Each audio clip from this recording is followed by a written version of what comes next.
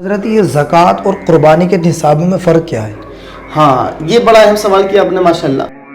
اگر نماز عید ادا کرنے سے پہلے جی کسی نے قربانی کی تو کیا اس کی قربانی ہو جائے گی؟ اس کے بارے میں کیا مسئلہ ہے؟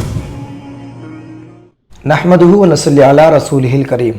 السلام علیکم ناظرین، میں ہوں آپ کا میزبان محمد کیف برکاتی اور آپ سبھی کو ہمارے چینل کیف برکاتی آفیشیل میں خوش آمدید۔ جہاں ناظرین، جیسا کہ آپ جانتے ہیں کہ ہمارے اس چینل پر علماء کرام سے گفتگو کی جاتی ہے، ان کے حالات زندگی پر بات کی جاتی ہے اور شرعی مسائل پر بھی گفتگو کی جاتی ہے۔ تو ماہ عید الاضحیٰ چل رہا ہے، یہ کچھ قربانی کے متعلق سوالات کرنے کے لیے آج ہم نے انوائٹ کیا ہے حضرت علامہ مفتی بلال صاحب قبلہ، بانی پیغام حق فاؤنڈیشن۔ آئیے حضرت سے کچھ سوالات کرتے ہیں۔ حضرت السلام علیکم ورحمۃ اللہ وبرکاتہ۔ وعلیکم السلام ورحمۃ اللہ وبرکاتہ۔ مزاج کیسے ہیں حضرت آپ کے؟ الحمدللہ، مالک کا کرم ہے، آپ خیریت سے ہیں؟ الحمدللہ، اللہ پاک کا کرم ہے۔ حضرت اگر آپ کی اجازت ہو تو بلا تاخیر و تمہید کے سوالات و جوابات کا سلسلہ شروع کیا جائے۔ جی بالکل، ماشاءاللہ۔ تو سب سے پہلے آپ ہمیں یہ بتائیں کہ قربانی اصل میں یہ ہے کیا اور اس کا کیا حکم ہے؟ بسم اللہ والحمدللہ والصلاۃ والسلام علی رسول اللہ۔ دیکھیے، اس کے حوالے سے عرض یہ ہے، پہلی بات تو قربانی بہت اہم چیز ہے۔ اللہ رب العزت نے نبی پاک صلی اللہ علیہ وسلم سے فرمایا، فصلی لربک وانحر، اے محبوب اپنے رب کے لیے نماز پڑھیے اور قربانی کیجیے۔ رسول خدا صلی اللہ علیہ وسلم کے فرمان کا خلاصہ ابن ماجہ میں موجود ہے۔ رسول خدا صلی اللہ علیہ وسلم نے فرمایا، جو وسعت ہونے کے باوجود بھی قربانی نہ کرے وہ ہماری عیدگاہ کے قریب نہ آئے۔ اللہ اکبر۔ قربانی اسلام کا ایک بہت اہم حصہ ہے۔ تو جیسا کہ آپ نے پوچھا کہ قربانی کیا ہے، اس کا حکم کیا ہے، تو مخصوص جانور کو جس کو شریعت نے خاص کر رکھا ہے کہ یہی جانور، ان خاص جانوروں کو خاص دن کے اندر اللہ عز و جل کے لیے ذبح کرنا قربانی کہلاتا ہے۔ اچھا، اس کا حکم یہ ہے کہ یہ واجب ہے، لیکن واجب انہی لوگوں پر ہے جن پر کچھ شرائط جو شریعت نے لازم کیے ہیں وہ شرائط پائے۔ حضرت اس میں یہ قربانی کتنے قسم کی ہوتی ہے؟ جی دیکھیے، قربانی کی جو ہے اس طرح ایک طرح سے تین قسمیں ہم کر سکتے ہیں۔ ایک وہ جو فقیر اور امیر دونوں پر واجب ہوتی ہے، ایک وہ جو صرف فقیر پر واجب ہوتی ہے، امیر پر واجب نہیں ہوتی ہے، یعنی مالک نصاب پر۔ جی۔ ایک وہ جو امیر پر واجب ہوتی ہے، فقیر پر واجب نہیں ہوتی ہے۔ اب یہ کیسے ہوتا ہے یہ عرض کرتا ہوں۔ اگر مان لیجیے ایک بندہ مالک نصاب ہے یعنی غنی ہے اور ایک فقیر ہے، دونوں نے کسی منت مانی کہ اللہ عز و جل کے لیے اس جانور کی میں قربانی کروں گا۔ اگر دونوں نے منت مانگی یا اس جانور کی یا کسی جانور کی قربانی کروں گا، تو اب منت ماننے کی وجہ سے فقیر شرعی ہو یا پھر مالک نصاب ہو، دونوں پر قربانی واجب ہو گئی۔ جی۔ ایک تو یہ صورت ہو گئی۔ دوسرا یہ ایک بندہ ہے فقیر، ایک ہے غنی یعنی مالدار، ایک جانور مالدار نے بھی خریدا اور ایک جانور فقیر نے بھی خریدا۔ اب جو ہے جانور خریدنے کی وجہ سے اس فقیر پر تو قربانی واجب ہو گئی، لیکن امیر پر قربانی واجب نہیں ہوئی۔ ایک مثال دیتا ہوں یہ اور سمجھانے کے لیے۔ جی۔ مثال کے طور پر ایک ہی جانور امیر خرید کے لائے، فقیر خرید کے لایا، اب دونوں کے جانور کھو گئے۔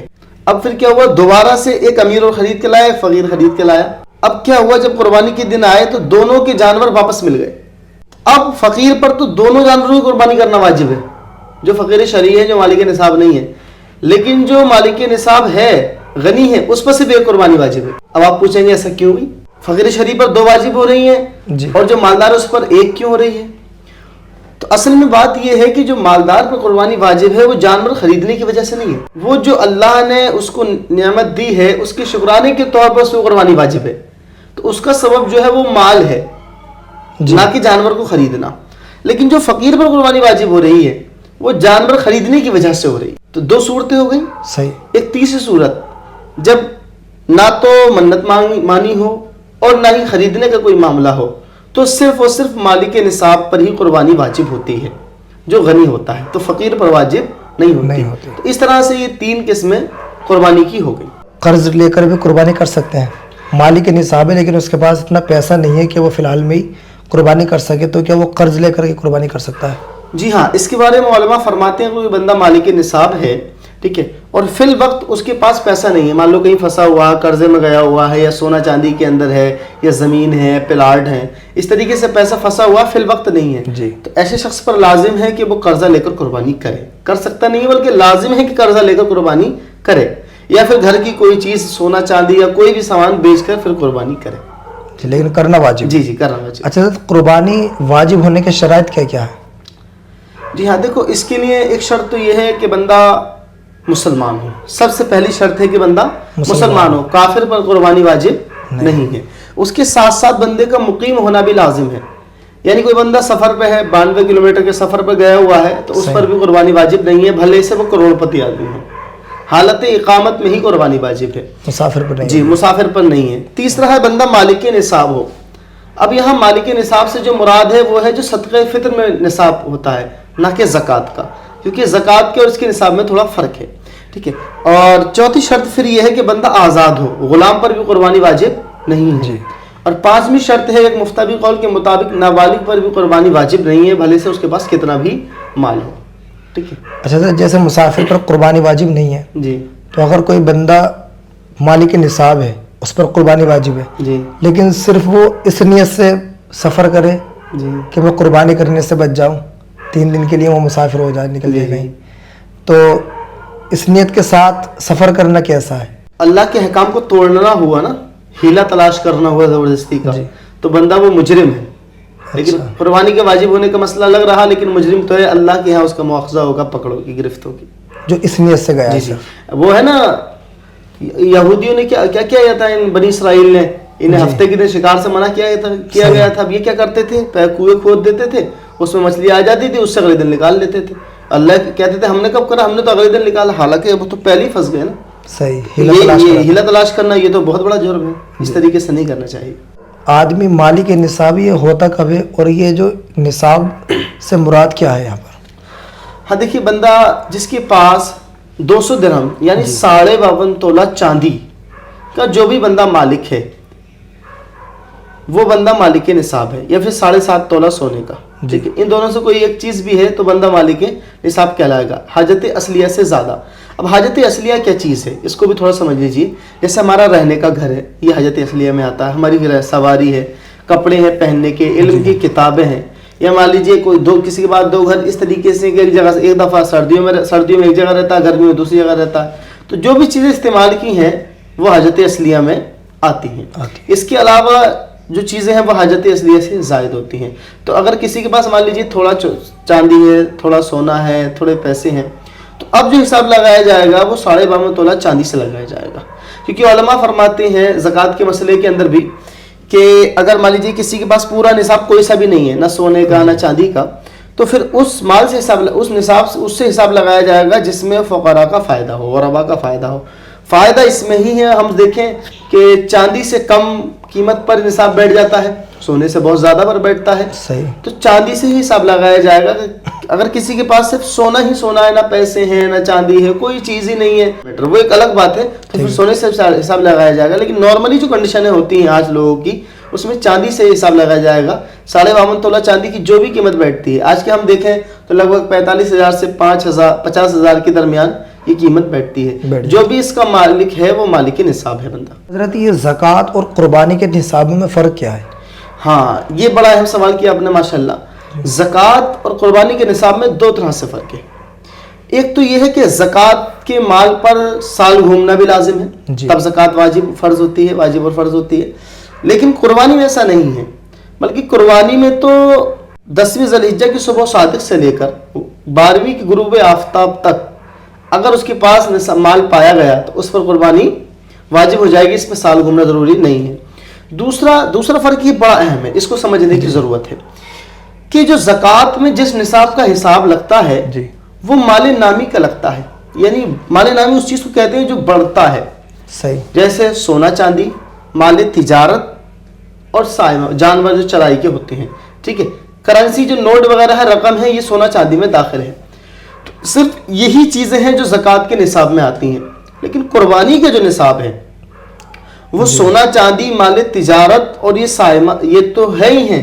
اس کے ساتھ جو حاجت اصلیہ سے زیادہ سامان ہے, جیسے مثال کے طور پر ایک گھر میں ہم رہتے ہیں, دوسرا گھر ہم نے ایسے ہی لے رکھا ہے, پلاٹ لے رکھا ہے, وہ ہم نے بیچنے کی نیت سے نہیں لیا. اگر بیچنے کی نیت سے لیں گے تو پھر وہ تو قربانی واجب ہوگی. وہ ایسے ہی ہمارے پاس ہے, تو اب اس کی وجہ اگر اس کی قیمت 52.5 تولہ چاندی کو پہنچتی ہے تو اس کی وجہ سے ہم پر قربانی واجب ہو جائے گی. اسی طریقے سے گھر میں بہت سارے سامان، ایک واشنگ مشین ہمارے استعمال کی ہے، 1 سالوں سے یوں ہی پڑی ہے، ایک گاڑی استعمال کی ہے، دوسری گاڑی یوں ہی پڑی ہے، ٹھیک ہے، ہماری کتابیں ہیں جو کام میں نہیں آتی ہیں یوں ہی پڑی ہیں، اور بھی جو حاجت کپڑے ہوں کچھ بھی ہو، جو بھی حاجت اصلیہ سے زیادہ سامان ہے ہمارے گھر کے اندر، اگر اس کی قیمت بھی 52.5 تولہ چاندی کو پہنچتی ہے، اس پر زکوٰۃ تو نہیں ہے نا، جی صحیح، زکوٰۃ نہیں ہے، لیکن اس کی وجہ سے قربانی واجب ہو جائے گی، یہ فرق ہے، یہ فرق ہے اس کے اندر۔ اور اس طریقے سے آپ لے سکتے ہیں کھیتی باڑی کی زمین ہوتی ہے، اور بھی تمام اس طرح کی چیزیں ہیں جن کی قیمت 52.5 تولہ۔ اچھا ایک چیز عرض کرتا چلوں ساتھ میں، جی جی بالکل، کھیتی باڑی کے تعلق سے، کھیتوں کی وجہ سے، زمین کی وجہ سے قربانی واجب ہوگی نہیں ہوگی، یہ کرائے پر مکان ہے یا گھر میں بھینس وغیرہ ہے، جی اس کے بارے میں یہ ہے کہ اگر کرائے سے جو آمدنی ہوتی ہے یا زمین سے جو آمدنی ہوتی ہے یا بھینس کے دودھ سے جو آمدنی ہوتی ہے، اگر اس سے ہی گھر کا خرچ چلتا ہے، کوئی اور کمائی کا ذریعہ نہیں ہے، ٹھیک ہے، صحیح، تب تو اس شخص پر اس کی وجہ سے قربانی واجب نہیں ہوگی۔ لیکن اگر ایسا ہے کہ اس کے علاوہ کوئی اور بھی ذریعے ہیں، اس سے گھر کا خرچ چلتا ہے، تو اب مکان کی قیمت کی وجہ سے قربانی واجب ہو جائے گی، بھینس کی قیمت کی وجہ سے قربانی واجب ہو جائے گی، اور زمین کی قیمت کی وجہ سے قربانی واجب ہو جائے گی، ٹھیک ہے۔ تو اس طرح سے ہم حساب لگائیں، جو بھی ضرورت کی چیزیں اس سے زیادہ جو کچھ بھی ہے ان سب کو حساب لگایا جائے گا، اس کا نصاب قربانی میں جوڑا جائے گا، اس کا مال قربانی کے نصاب میں جوڑا جائے گا۔ لیکن زکوٰۃ میں ایسا نہیں ہے، زکوٰۃ صرف 3 طرح کے مال پر ہی ہوتی ہے۔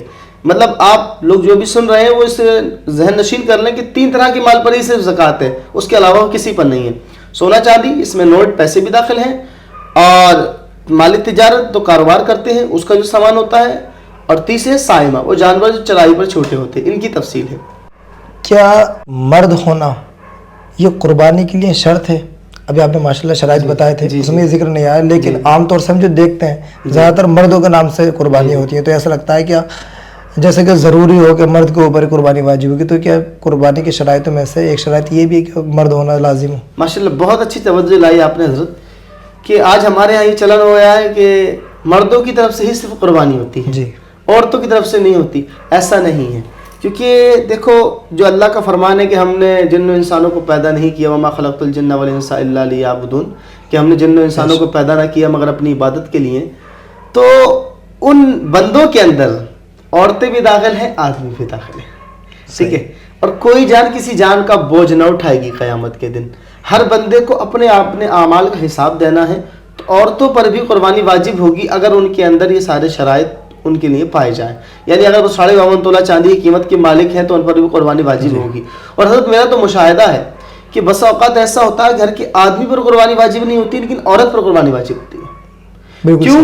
آدمی کاروبار کر رہا ہوتا ہے، گھر کے خرچ دیکھ رہا ہوتا ہے، تو اس کے پاس جو ہے پیسہ نہیں ہوتا، قرضہ ہوتا ہے، لیکن عورت کے پاس سونا چاندی ہوتا ہے، پیسے جمع پونجی ہوتی ہے، اس کی وجہ سے بھی ان پر قربانی واجب ہو جاتی ہے۔ جو زیور ان کے میکے سے ملا ہوتا ہے یا ان کے کچھ پیسے بھی جمع ہوتے ہیں تو ان کی وجہ سے ان پر قربانی واجب ہو جاتی ہے۔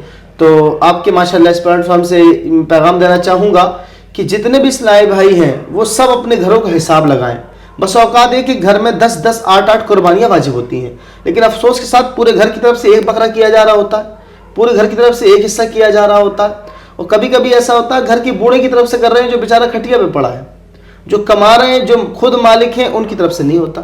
ایک چیز اور حضرت کہ جیسے اس سال اپنے نام سے کر دیتے ہیں تو سوچتے ہیں ہم ساری زندگی کے لیے فری ہو گئے، واجب ہمارا ادا ہو گیا، تو وہ مرحوم کے نام سے کرتے ہیں کہ اس سال دادا دادی کے نام سے کرتے ہیں، پھر نانا نانی کے نام سے، اس طرح سے کرتے ہیں۔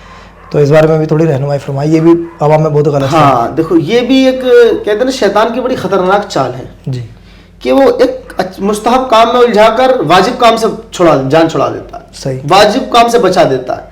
کہ کہا بھائی ابا کے نام سے کر دو، ابا کا انتقال ہو گیا، دادا کے نام سے کر دو، نبی علیہ الصلوۃ والسلام کے نام سے کر دو، یہ کرنا ایک امر مستحب ہے، کریں گے ثواب، نہیں کریں گے کوئی گناہ نہیں ہوگا۔ لیکن جو خود پر لازم ہے، خود پر واجب ہے، اگر اس کو نہیں کریں گے تو گناہ گار ہوں گے۔ صحیح، تو پہلے خود کریں اپنی طرف سے، اگر آپ کی اتنی استطاعت ہے اپنی طرف سے کرنے کے بعد کسی طرف سے آپ کر سکتے ہیں تو بے شک کریے، لیکن سب سے پہلے جو شریعت نے آپ پر لازم کیا ہے اس کو کریے۔ دیکھو والد صاحب کی طرف سے آپ پر قربانی کرنا لازم نہیں، والدہ کی طرف سے کرنا لازم نہیں، اور قیامت کے دن تو حال یہ ہوگا، ماشاءاللہ حافظ صاحب اصلاح فرمائیے گا، کیا کہا قرآن نے؟ جب چنگاڑ والا دن آ جائے گا قیامت کے دن، تو اس دن ہر شخص بھاگے گا اپنے بھائی سے، وَأُمِّهِ وَأَبِيهِ، اور اپنے ماں سے اور اپنے باپ سے، وَصَاحِبَتِهِ وَبَنِيهِ، اپنی بیوی سے اور اپنے بچوں سے، اللہ. ہر شخص بھاگے گا. بیٹا کہے گا میرے باپ کو جہنم میں ڈال دو مجھے بچا دو. باپ کہے گا میرے بیٹے کو ڈال دو مجھے بچا دو. میرے بچے کو ڈال دو مجھے بچا دو. ماں کہے گی. بچہ کہے گا میری ماں کو ڈال دو. بھائی کہے گا میرے بھائی کو ڈال دو. بیوی کہے گی میرے شوہر کو ڈال دو. شوہر کہے گا میرے بیوی کو ڈال دو مجھے بچا دو. اللہ. ایسے نفسی کا عالم ہوگا.